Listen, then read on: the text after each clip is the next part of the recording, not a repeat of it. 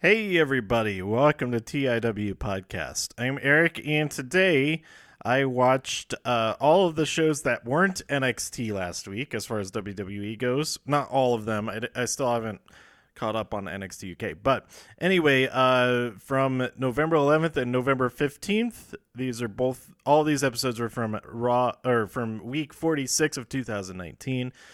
We had Raw episode 1381, SmackDown episode 1056, I believe it is, and 205 Live episode 154.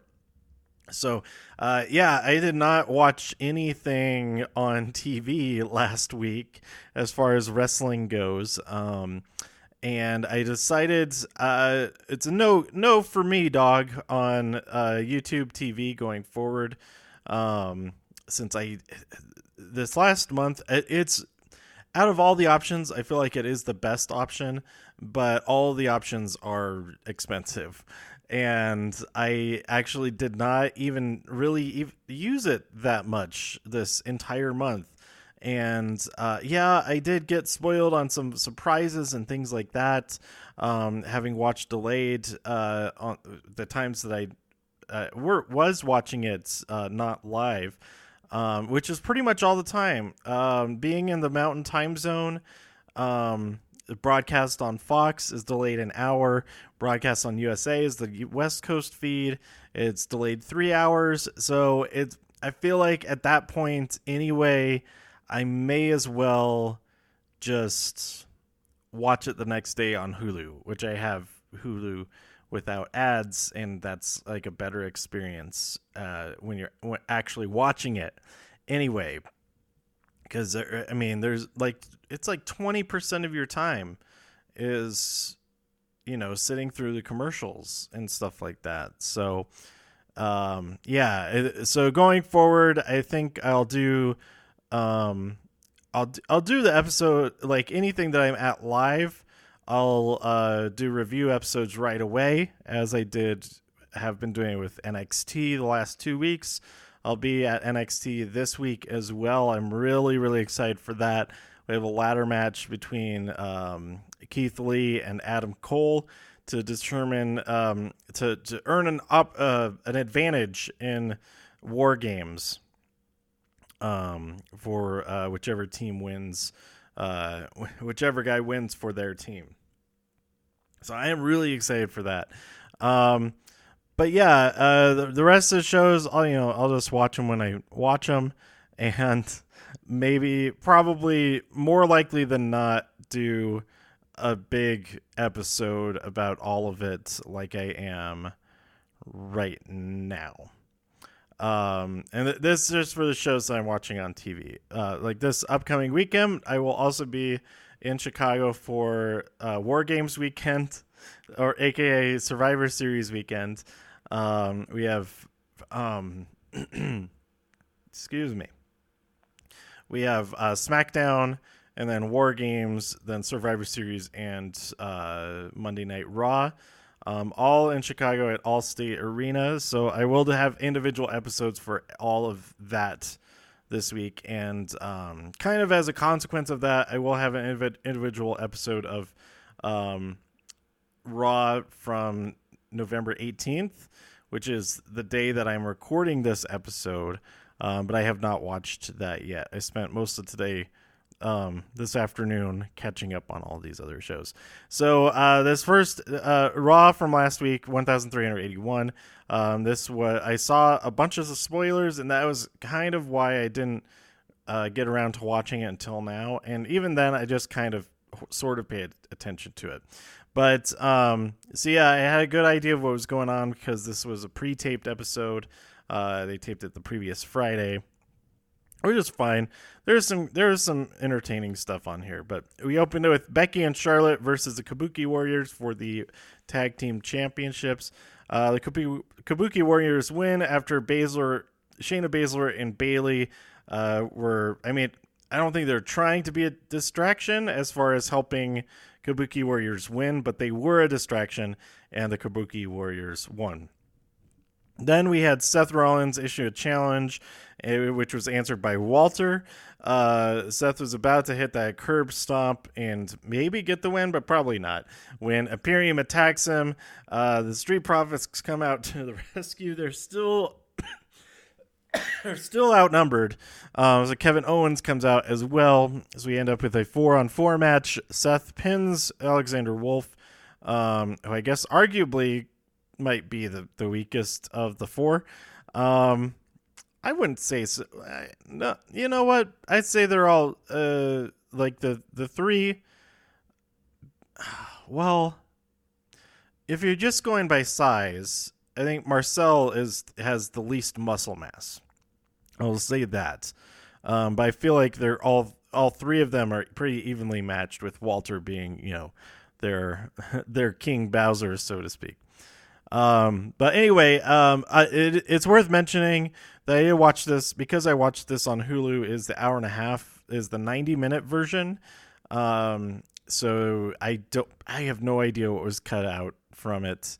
From the spoilers I read, I could piece together some stuff that I missed from it, but I don't. I read the spoilers a week and a half ago, so I don't remember what else there was. Anyway, Lana comes out and claims that she's pregnant with Rusev's baby, with the whole math thing. It's all just great. And then it turns out she is lying about it, of course, after Rusev gets beat up by Bobby Lashley and all that. And that, yeah, I think what annoys me most about this is that sometimes Lana has her accent. And this is just kind of how it is anyway. Regardless of this story, is that sometimes she has the accent, sometimes she doesn't. She seems to not have it now. But I feel like last week or the week before, or whatever, that she did have the accent. So yeah, there's lots of stuff to be annoyed with, but that's the main thing I'm annoyed with that story. Then we had Flash Morgan Webster and Mark Andrews versus the Viking Raiders. The Viking Raiders. And the Viking Raiders win, of course. But they got some good offense in. Got to show what they do. So I enjoyed that. Then we had Randy, Ricochet, and Umberto team up against the OC. Victory came when with an RKO followed by a moonsault combination from Randy and Umberto. And Umberto pinned AJ for the win. So that was pretty cool. A very cool victory for Umberto. I guess tonight I saw that I don't know what the results are, but I think as a result of this match, that it's AJ Styles versus Umberto for the championship. So if you're listening to this, you probably already know if that match actually took place or not. So I'm kind of excited to see that match. That was the main event. So there you go. SmackDown. Moving on to SmackDown. The Big Doggy is presented by Baron Corbin. I am calling him the Big Doggy. I think his excuse me. I think his ridiculing of Roman Reigns and the Big Dog nickname, I think it would be more effective if he called him the Big Doggy. I mean, he's already doing... I liked the puppy version of the Roman Reigns theme. I hope they put that on Spotify. But I think don't call him the Big Dog. Big Dog sounds kind of cool. Big Doggy, that sounds cute. It sounds adorable. So I think that would be more effective. Oh, I forgot that I have clothes drying. They've been in there for a while. I don't know if they're actually dry or not. And it might be a problem that they've been in there. It's fine. It's fine. I'm in dry climate. It's fine. So we get Robert Roode and Dolph Ziggler versus Shorty G and Mustafa Ali. So G and Ali's, they're what am I saying? Their Survivor Series spots. Their spots on the Survivor Series team are on the line. They successfully defend those spots. Ali wins via a 450 splash to Dolph Ziggler. Then we have two episodes kind of Firefly Funhouse in the on this episode. In the first one, Bray reveals that he has a new Universal title. It's blue, and it looks pretty good. But I was talking to so this past weekend I was at Great American Comic Con in Las Vegas, and it was all right. It was all right. I met a bunch of great artists. A couple of guys who are really into wrestling, and another guy who I made friends with them before we even got into the convention center. We were waiting outside to get let in on Saturday morning, and we got to talking. And his name is Bobby Breed. Go to I think it's what is it? Art by _breed is his Instagram, I think. But look. I think that's it. I'm gonna make sure of it, so y'all can go check him out immediately. But okay, so this is a pretty good. Oh, Art of Breed. So Art _of _breed.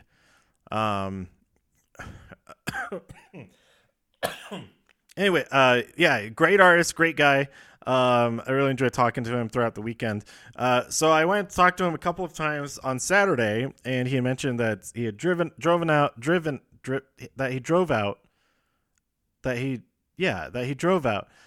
from LA, and that his son came out with him, but that he was hanging out at the hotel during the day then.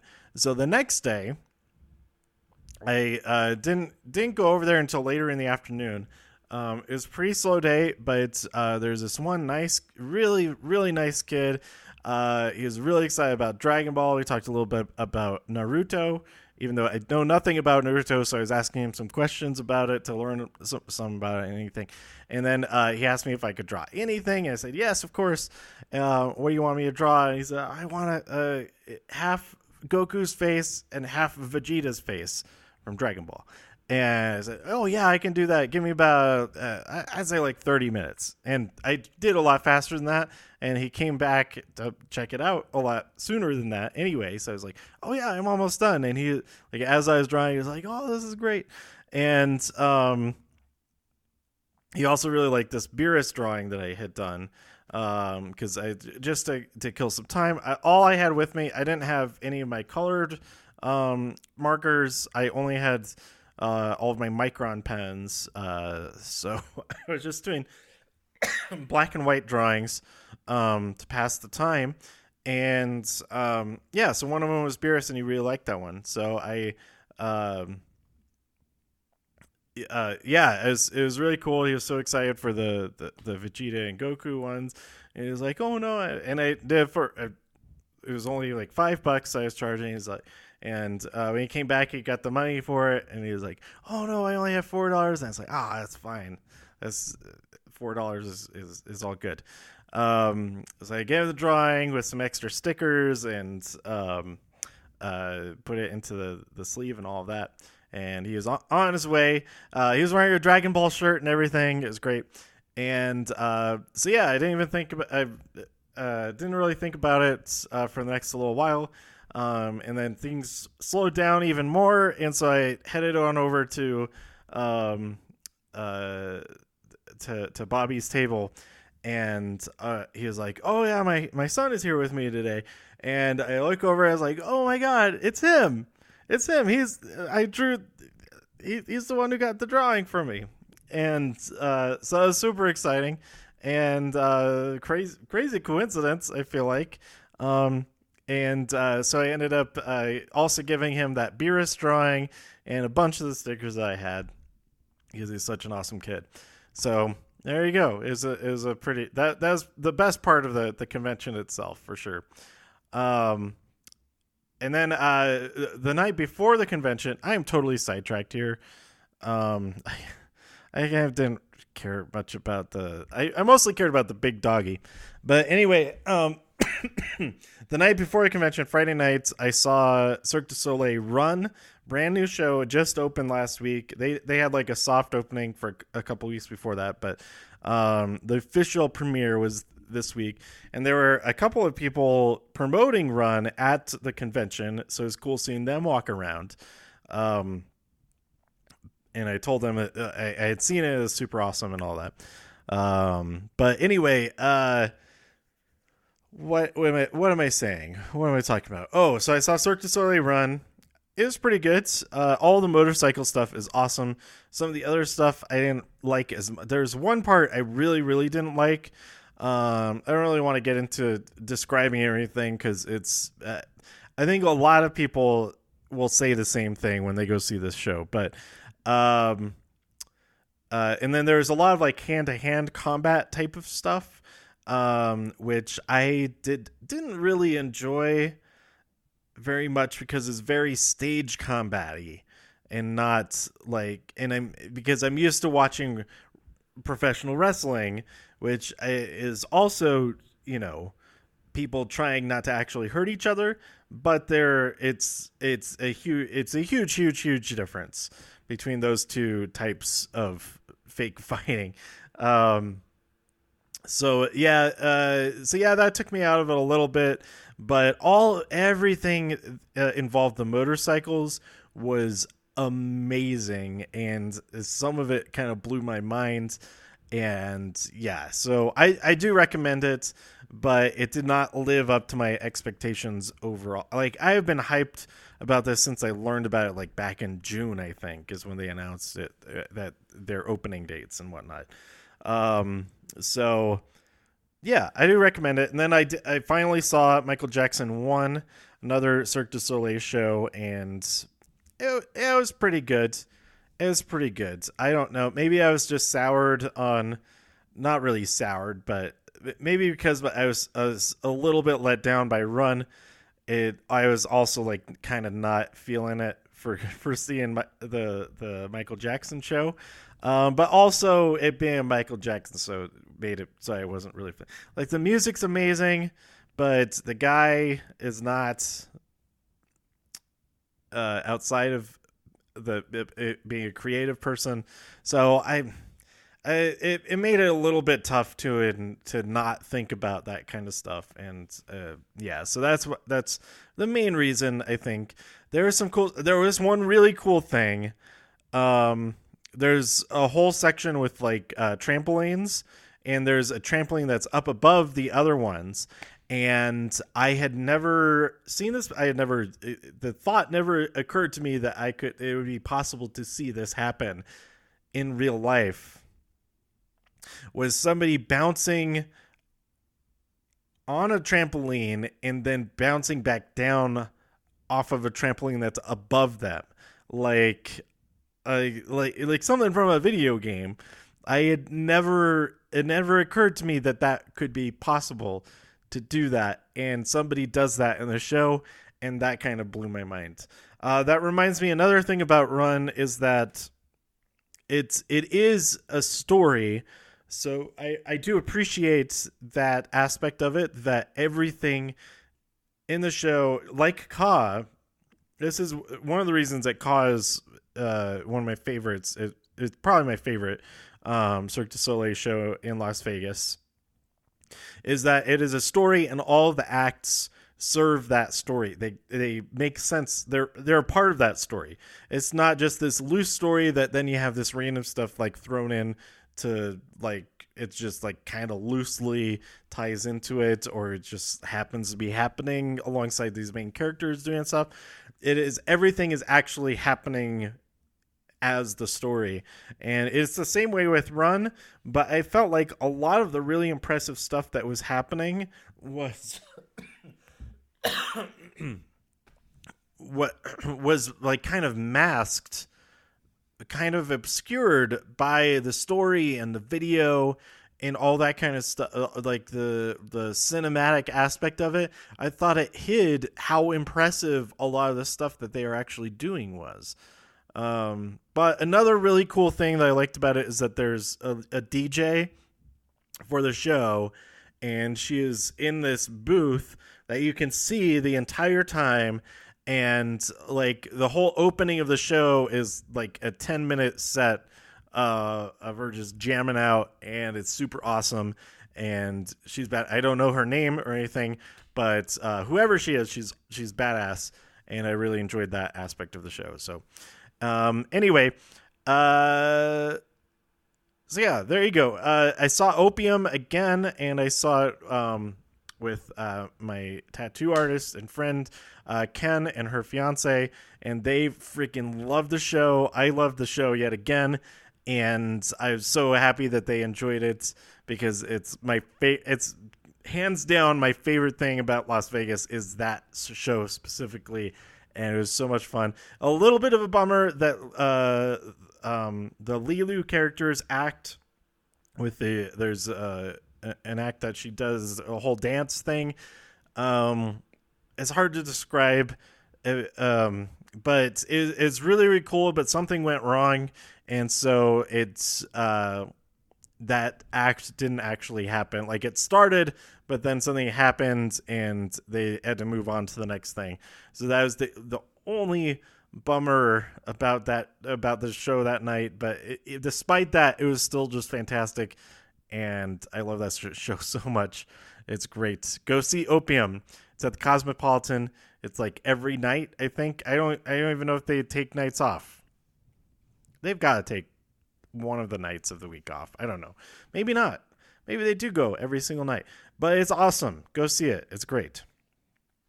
So that brings us back to that was my trip to Las Vegas, and I got like 3 hours of sleep after seeing. Oh, I was really tempted to go see it again because we saw it at the 8:00 show, and then there's also a 10:00 show, and I was already there. The only other thing I had to do that night was sleep for like 3 hours and then go to the airport. I kind of feel like I should have just gone to see it again and then not slept at all, and it would have been fine. Probably. Maybe not. I did have to drive my rental car back to the airport. It could have been bad news. It was already kind of iffy with that little bit of sleep. And I walked 1.5 miles each way to get to see the show. So it was a lot. I needed some exercise. It wasn't too bad. Anyway, let's see. There's a thing with Drew Gulak and the B team, and Braun Strowman. So that happened. We had the New Day versus the Revival, rematch for the tag team championships. But it's a disqualification when the Undisputed Era attacks. I really like this moment when the Revival, they were about to do a double draping DDT, and they said, "This one's for you, Randy." And I went, "Oh, how sweet!" The biggest tragedy, in my opinion, of the renewed brand split in the draft is that Randy Orton was split from the Revival because FTRKO was. I was so excited for that. It was great. It was so great, and it is no more. So I'm really sad. Anyway, then we had Heavy Machinery defeat some local guys. And then we had Nikki Cross versus Bayley. If Nikki wins, then she earns a spot on the Survivor Series team. But their match is interfered with by some NXT ladies. So those NXT ladies being Mia Yim, Tegan Nox, Dakota Kai, and Rhea Ripley. So Carmella, Dana, and Sasha and they all fight them off. Big old brawl, and it turns into a 4-on-4 tag team match. It ends when Nikki Cross pins Dakota Kai, and I was sad about that. But I think kind of as a result of that, Nikki earns a spot on the team. And then there's more brawling. Fire and Desire come out. They join in on the fun, and there you go. And then the final segment of the night was Miz TV with Daniel Bryan talking about how Bray Wyatt attacked him last week while Sami Zayn was trying to recruit to him. Sami Zayn continued to try to recruit Daniel Bryan on this episode. But Daniel says, Miz TV sucks, first of all. And I mentally unstable, and what better person to fight a mentally unstable person like Bray Wyatt than another mentally unstable person. And Bray comes on, Fire at 5 Funhouse returns, says, hey, it's not very nice to talk about someone when they're not there. And so Bray says, all you have to, yeah, we can settle this. All you have to do is say the magic word. And Brian says, no. And then all the Funhouse guys, they go, yes. He says, no, yes, no, yes. And Brian says, I'm not going to come back there and play these stupid games. If we're going to fight, it's going to be for the Universal Championship. And Bray says, yes. And then says yes more and more, increasingly more aggressive and angry as he goes on. So yeah, that was pretty good. That was a solid end to the show. That I did watch. I think it was on YouTube a couple of days ago, so I had already seen that, but I enjoyed seeing it again. And then we had 205 Live on commentary. No Tom Phillips this week. I don't know why. Aiden English and John Quasto are on commentary for this match. Always love Aiden, so it wasn't a complete tragedy. But we opened up with Angel Garza versus Jack Gallagher. Angel Garza wins that match, and Jack hears Aiden saying some stuff about him. And there's a real problem with him after the match. And that's got me thinking, I would love to see Jack Gallagher versus Aiden English. It had that kind of feel like that could happen. They could have a match. Why not? I would really enjoy that. Also on Raw, Dio was still out of action. He's presumably is in a coma or something after having been stood up to and attacked by Brock Lesnar the week before. But then we had a 24/7 title match: Samir Singh versus some other guy called Tim Gangi.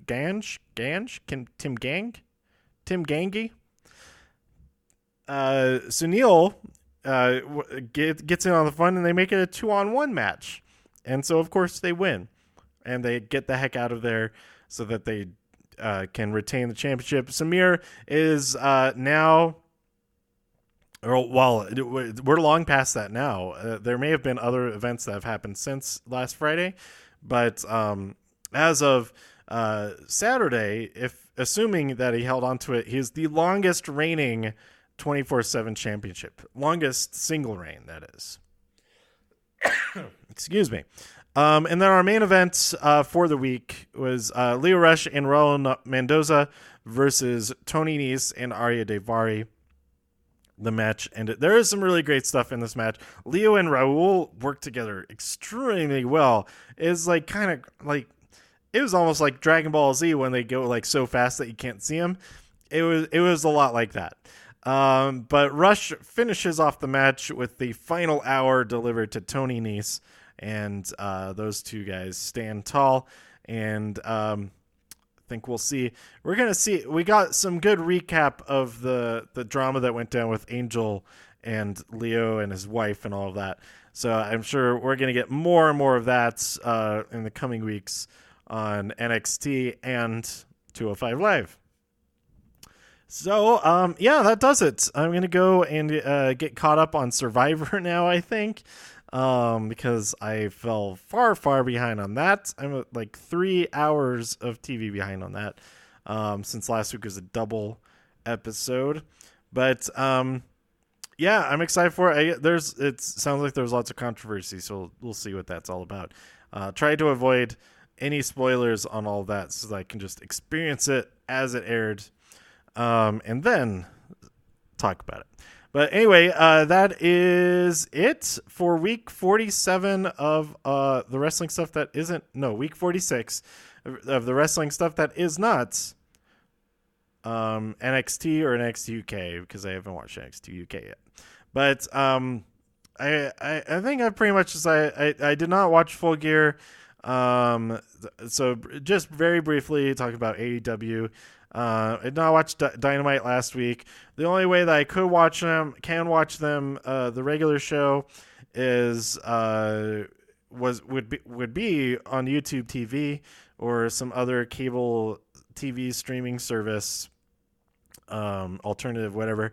And so with the decision to end my subscription to YouTube TV, I will not be, I won't be watching those episodes weekly, and I'll check out some highlights here and there. Maybe watch some AEW Dark episodes or matches from those, but I'm not going to be watching it every week, like I had been at the beginning. And as this episode shows, I'm not even going to be really watching all the WWE shows like I have been. I'm going to be watching them in a very different watching behavior sort of thing. I realize this episode is probably kind of, that's why it's so quiet.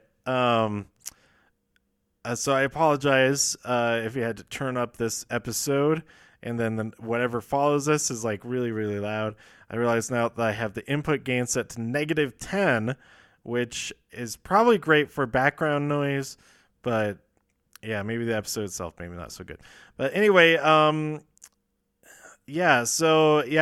won't be doing any more episodes about just AEW, and like I said, I'll probably just do a whole big chunk episode like this for weeks where I'm not at live shows, and if I am live shows, I'll do individual episodes for each one. But that's the case for this coming week over there in Chicago. Stay tuned for that. Stay tuned for more. I also need to watch this last week's episode of Walking Dead. Once again, Survivor Series, same night as Walking Dead mid-season finale. I think they both purposely plan it that way. They both end up on the same day because of their individual purposeful planning, but not in not because of each other at all. They independently end up making the same decision. Anyway. So stay tuned for all of that. I really fell behind on TV this week. I was mostly like listening to podcasts, and I did read a bunch. And in The Mandalorian has a little bit ruined all other television because it's so good. But anyway, let me know what you thought about all this stuff by tweeting me at TIW Podcast. Go to TIWpodcast.com for more reviews. If you enjoyed this episode or anything else, oh my God. Tonight, I just watched, I have to talk about this. Tonight, I just watched the finale of season 3 of Mr. Mercedes, and holy crap. Go watch the show if you can. The first 2 seasons are awesome. This third season is so different. Well, the second season is really different from the first season, but this third season, it's insane. So go watch it. It's pretty gruesome, especially the finale. Man, go check it out. I'm not going to spoil anything, but I'm glad that I didn't watch it then go right to bed. I probably would have had some pretty messed up dreams and stuff like that. So don't watch it. Watch it when you have plenty of the day left. That makes sense grammatically, I think. Okay, so let me know what you thought about all this stuff, all the blah blah blah blah blah. Thanks for tuning in. Stay safe out there in all the infinite multiverses. And I'll see you next time here on TIW Podcast. Bye. Go watch Mr. Mercedes and The Mandalorian and all the other shows that start with M, especially Monday Night Raw. Yeah, well, if you're listening to this episode, then yeah, you did. Anyway, that's it. Bye.